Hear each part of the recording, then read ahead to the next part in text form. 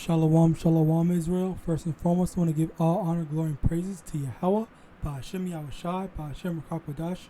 Double honors to the elders and apostles of Great Millstone, and shalom to the mighty Akim and Akwaf out there who are diligently waiting to be delivered from this final captivity. And today, I'm going to be going into the topic is going to be entitled "We're Still Slaves" and "Never Trust Thine Enemy." All right, so now, first we're gonna watch a couple of videos. I have a couple unemployed or homeless. After the so this man is gonna talk about the slavery problem. All right, so let's go into this. I'm going to show you two pictures, and I want you to tell me if you can spot the difference. 1. The Vagrancy Act of 1866 forced into employment for a term of up to 3 months any person who appeared to be unemployed or homeless. After the enslaved were set free, they were given no resources, and if they were found not to have a job, they were immediately sent back into slavery. But this was 150 years ago. I mean, surely that doesn't happen now, right? Let's look at picture 2. This is from Representative Tori Harris out of Tennessee, who says, "We just passed legislation to make being homeless a criminal offense. Anyone found homeless or without a job is going to be sent to jail for several months or years at a time." And as you know, the 13th Amendment never actually abolished slavery. It just relegated it to the prison system. 150 plus years later, and we're dealing with the exact same white supremacist mindset. If only there was some kind of a theory that looked critically at how our laws impact race, maybe we could learn from the lessons of history. Or maybe a system cannot fail those it was never meant to protect. Okay, so let's talk about this. Okay, so firstly, he mentioned that the 13th Amendment, I believe it was, never abolished slavery completely. It's you're not allowed to have a slave unless they are they're arrested and they're in prison, because that's when they take away the rights of a person. Okay, so when they have their rights taken away, they say, okay, well, we're gonna treat them like a slave, and they're not counted. They're basically not a citizen or whatever like that. Okay, so then with that in mind, okay, in addition to that, we should not be unfamiliar with the fact that Israelite men are in fact the most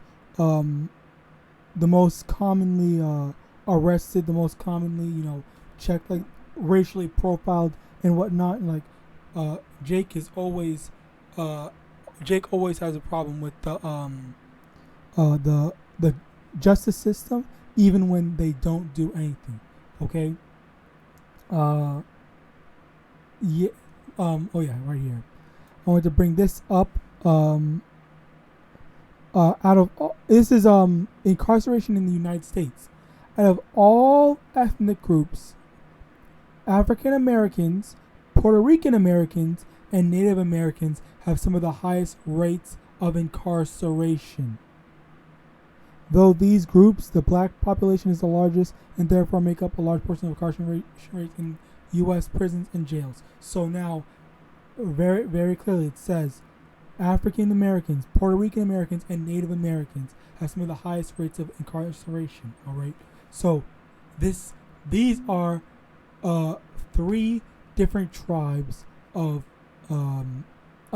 the Israelites. Okay, African American Judites. The Puerto Ricans, I believe that they are. I actually don't know because.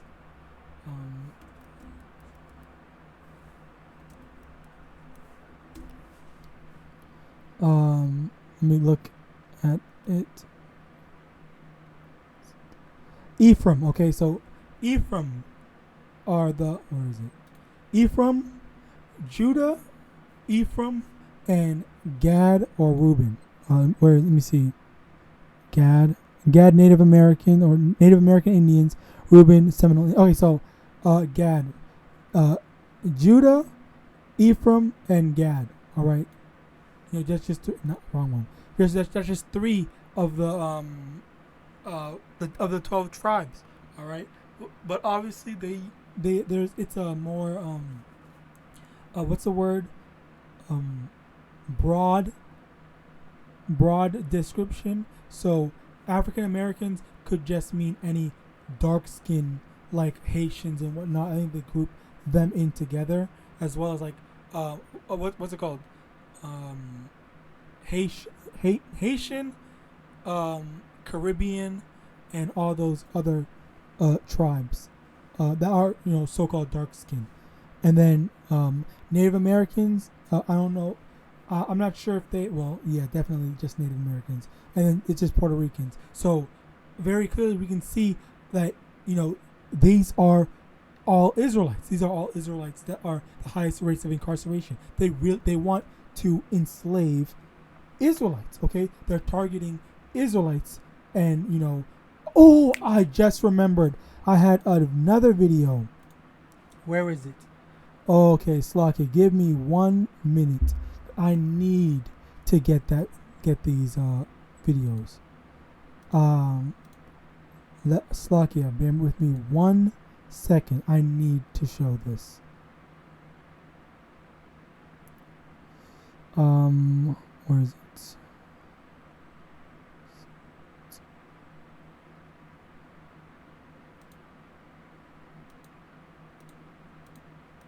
Wrong one.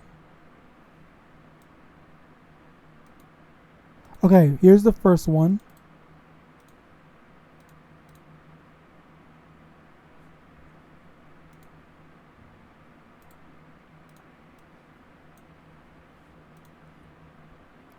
I will let it play after I get this, if I can find, after I get the second one, if I can find it.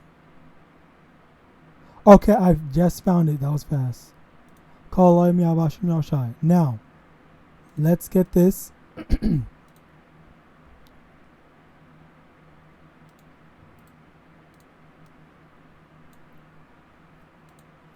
so it's just 30 seconds and 50 seconds. So let's watch this video right quick.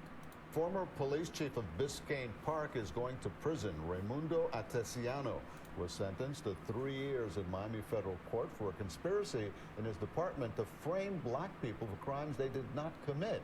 3 other former officers have also pleaded guilty in the case, and prosecutors say the crimes for which black people were falsely arrested included burglaries and vehicle break-ins. 2 ex-officers were sentenced to a year each in prison, while the third got just over 2 years behind bars. Okay, so now, look, number one, obviously they said that they were framing or pushing blame or whatever, framing Jake for crimes that they did not commit. Okay, that's number one. Number two, they said that the punishments were a year in prison, and then one of them got just a little over a year. So now there's not really like what's I don't know what the word is, a threat to trying to frame Jake. Okay, there's no real consequences to doing it. So they if they get away with it, they get away with it. If they don't get away with it, then at worst they face 2 years in prison. Like they've been killing us, doing all this stuff, and then the worst that they get is a smack on the wrist, 2 years in prison, paid leave, and all this stuff like that. Okay, so look at that. There's no real there's nothing that's stopping them from doing it, because if they do get caught in the absolute worst case scenario of them getting caught is just serve 1 or 2 years in prison, and then you can go back to doing the same thing. And there was one time where I heard, I believe George Floyd's killer, he had been killing Jake's and hopping to different whatever it's called, police stations left and right after he did it. Like, and he I guess he's still able to do that. All right. So let me get a scripture.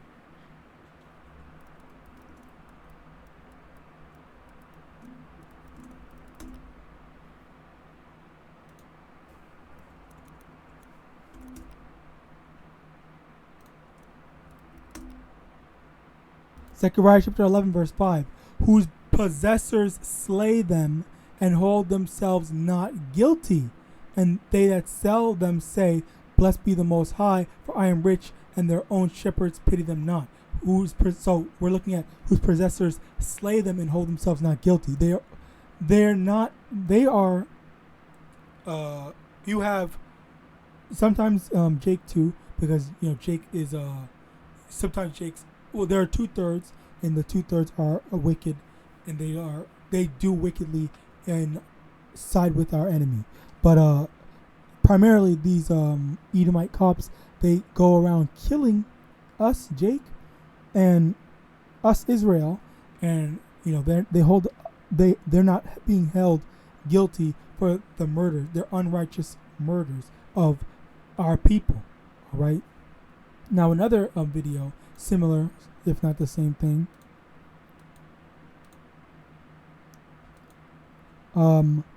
Ronald Watts, over 100 have cases tied to disgraced former captain, sergeant, whatever, Ronald Watts vacated.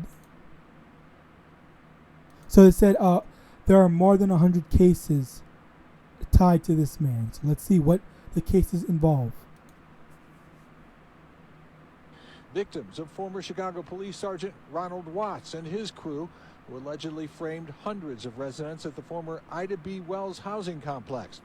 Most served time in prison. This is a sorrowful. So I don't think I'm gonna let the whole thing play, but generally, he had framed over 100 people for crimes that they did not commit. Okay, so that's just one person with over 100 crimes, and I don't think they mentioned how many people he framed. 3 years in Miami federal court for a conspiracy in his department to frame black people for crimes they did not commit. Well, I guess it's just sorrowful moment. It was just generally, but for this guy, we actually got a roundabout number, which is more than 100. So obviously, in these two instances that they actually got caught, we know of the facts that they are going around and framing and locking up Israelite men or Israelites in general for crimes that they did not commit. Knowing that these individuals will never get that time back in their lives. Okay, and also I forgot to mention, as they mentioned it, some of these people had served jail time for the crimes that they did not commit. All right, so even more so, proving and showing that we are still slaves. Watts was convicted in 2012 and sentenced to almost 2 years in prison. Many of those he framed 2 years. 2 years. For drug and weapons crimes served time in the early 2000s. Sergeant Watts and his corrupt crew savaged a community. They decimated brown and black men and women, a whole generation of them. And the city of Chicago let it happen. Many of the officers who worked under Watts are still on the force, and many of those who were falsely convicted have struggled. I really wish they would have finished it, but basically, as we can see,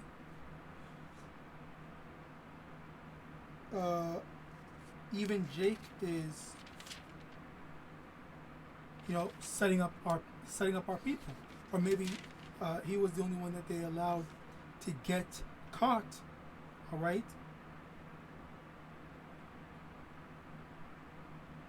Where is it? Dang, I really need to write more. But very clearly, you see that we as Israelites are still being treated very poorly. All right. Now look at this. Moving on to the next topic. Well, hold on. Before I go to that, what was it called?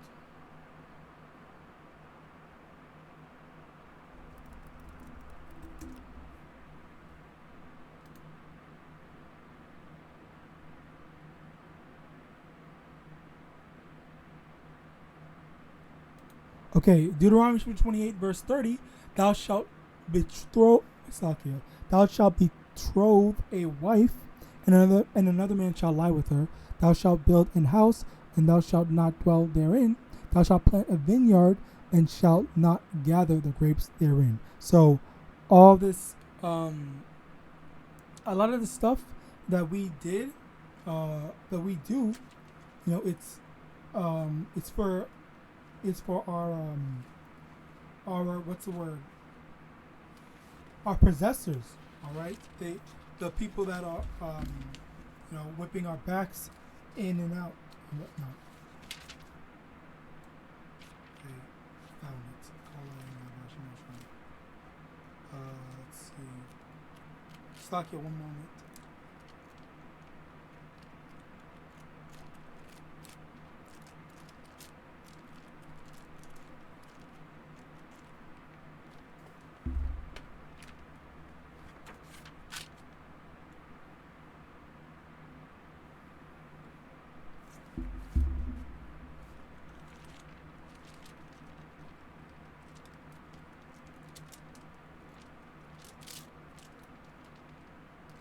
Okay, so let me get this.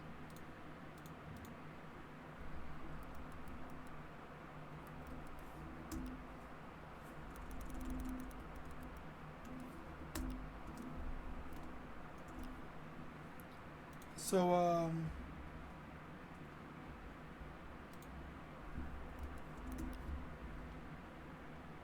verse 31, thine ox shall be slain before thine eyes, and thou shalt not eat thereof.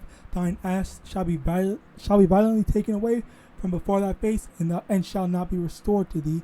Thy sheep shall be given unto thine enemy, and thou shalt have none to rescue them. Okay, so a lot of the stuff that we do, a lot of stuff that we own, it's going to be taken from us. Okay, and a lot of the things is we don't really own much right now. Okay, because number one, they took it from us, or the Gadites, they took it from the Gadites, number one.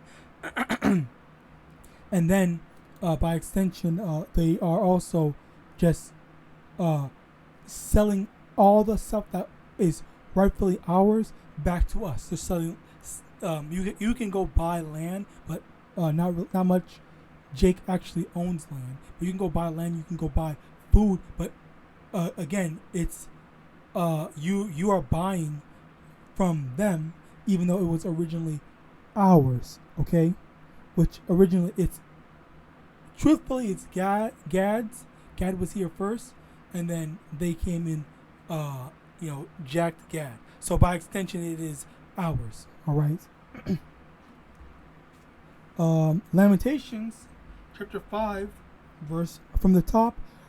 Remember, O Yahawah, what is come upon us. Consider and behold our reproach.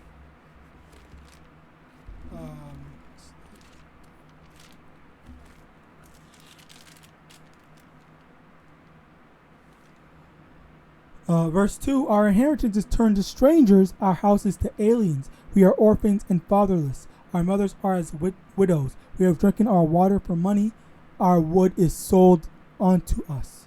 Okay, our necks are under persecution. We labor and have no rest. Okay, we have drunken our water. Like, we have to go buy water. We have to go buy our own water. We have to go buy our own wood. So if we work for all this stuff, we worked during slavery. We work now, and then we still have to go and buy whatever we need, whatever we want from Esau. All right, and then our necks are under persecution. We labor and there's no rest. Like, it's just constantly working.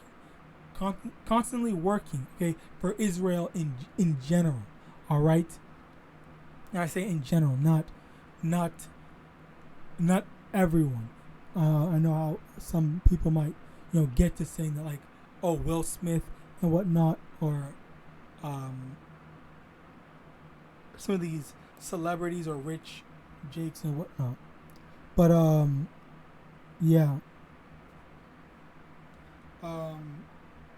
Moving on. Where is it? Oh yeah, to the next one. So the next thing, is never trust an enemy.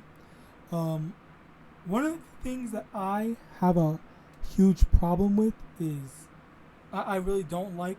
I personally don't. I have to watch what I say, because if I say something, a certain word, a certain phrase, they're going to take this video down. So I've never liked, I don't know, quote unquote, Edomite healers. All right, yeah. Hopefully, I can get through with that. E-healers. I never liked e-healers, so I would always avoid them. Okay, and it was always a fear in it. I never truly understood the fear, but back then. But now as I learn more, I see it's really. I was right to be afraid. Okay, and I even literally joked, before I was in the truth, when I was in school, I literally joked. When I was still going to school, high school, whatever, I literally joked, and someone said to me, "You really are not gonna go to the hospital, even if you're terminally ill?" And I said, "Even if I'm dying on my last breath, I will never go to the hospital." And I literally said that. Okay, and they were, and obviously, like, they were like saying, "Oh, you're being ridiculous," blah blah, all this stuff like that. But then, like, as as time goes on, I learn more. Like I was right in my conclusion to say and do as such. Okay, because look, look at this. Doctors are to black women what police are to black men. Okay, so that's the counterpart for Eve as what the police are to Jake. All right, and then now this is just I guess a meme or whatever. But let's look at some more things. Okay, like this. There's not. They don't say anything. There's nothing. It's just a 30-second clip of this. But black newborns are more likely to die when looked after by white doctors. Okay, so now they said this is literally what they're saying. Let's take a look.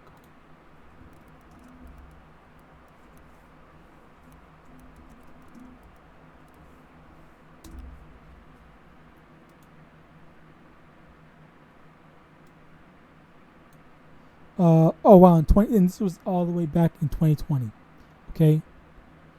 Oh, also, well, no, let me do this in order.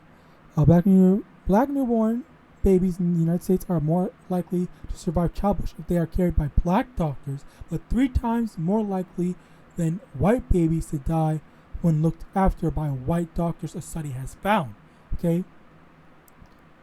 I don't want to read. This is from CNN.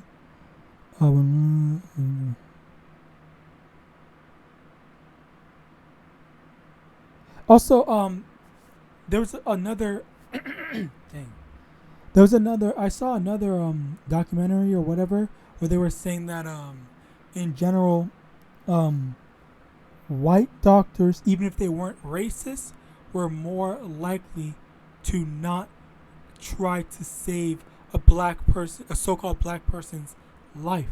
Okay, like they would like not give them some sort of painkillers or whatever they need. They need it in order to improve their survival rate. Okay, that's what another study had showed. But it was on Slovakia. It was in a college presentation that I went to, so I don't really know. I don't remember the source, and it's been a long time. So yeah, there's that.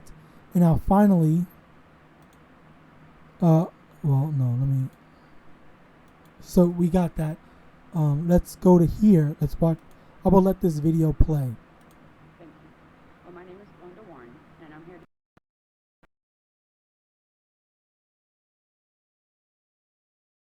to whose very existence is barbaric and inexcusable. The Florida Medical Rights Association suggests that under the Wrongful Death Act, if a deceased is unmarried and has no minor children, Healthcare providers may commit medical negligence causing death without consequence. Let me repeat that.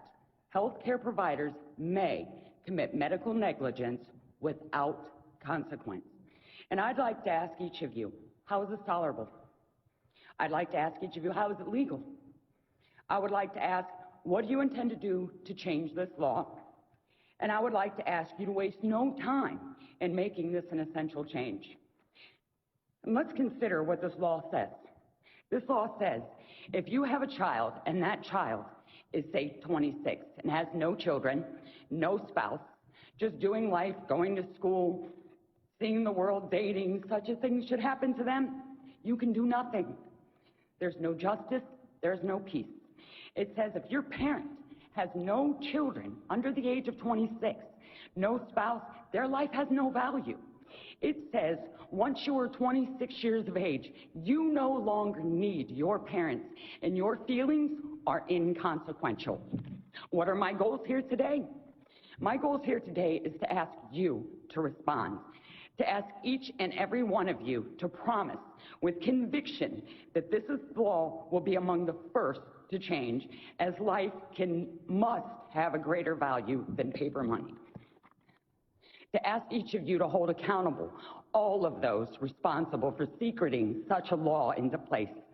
To ask you to question the integrity of the doctors, the hospitals, the insurance companies, and the lobbyists, as you are essentially giving them a license to kill. I'm asking you to promise to make right with the people what has been allowed to be wrong, to take responsibility for moving any and all such laws that allow for the death of another without repercussion to the medical professional, to allow that he or she is to be found innocent or guilty in a court of law, allowing an open door to justice for anyone who may believe that their loved ones may have been a victim of malpractice or wrongful death. To accept that this is the responsibility that you took on as a state representative, and to not leave us as the people you promised to serve waiting not one more day for justice. All right, so with that, okay, you know, we see that there's all, she said, I don't know if you heard it or not, so I'll put only this video, I'll put all the videos in then. I'll put the videos in the description if you want to go listen to it yourself. But what she was basically saying was, it is legal for a doctor to commit medical malpractice and leave someone to die, or sabotage them, and not trying their best to save their life. Slakia. So now, with that in mind, obviously, people, we know that it's primarily used for Jake, okay, or Israel, right? They have that so that if should any attempt of taking the life of an Israelite happens, and they said, okay, well, look at this law, it's legal, we're not responsible. And this was in 2019, so I don't know the update, but more than likely it is still legal. All right, so but I could be wrong. Obviously, if you want to check it yourself, that's fine. I don't feel like checking it right now, but more than likely it is still legal, and it's primarily used in order to kill Jake. Okay, so number one to go over what we learned today, I guess, as being a lesson, as not just like a normal lesson, but like this is what's going on around us. Okay, that you may or may not have known. All right. Number one, they target and frame Israelites. Okay, and they have us as the most incarcerated or mix up most of the prison population. Okay. All, not just so-called blacks or the Judites, but all Israelites, okay? Sort of called Puerto Ricans and so-called Native Americans, all right? And then on top of that, they are in where people feel like, You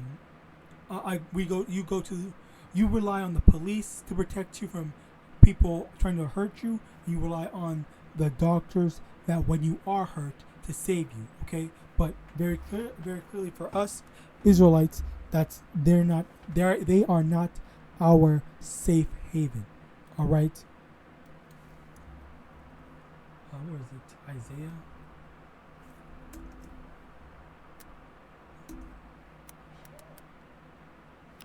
Isaiah chapter 30 from the top. Woe to the rebellious children, saith the Most High, that take counsel, but not of me, and that cover with a covering, but not of my spirit, that they may add sin to sin, that walk to go down into Egypt, and have not asked at my mouth to strengthen themselves in the strength of Pharaoh, and to trust in the shadow of Egypt. Okay, so they're trusting in Egypt, which is spiritually Babylon, which is also America today. So that, or America in general, or America, they rebel against the Most High. They don't trust in the Most High. They trust in the strength of Egypt. They trust in Egypt for everything, to heal them, to protect them.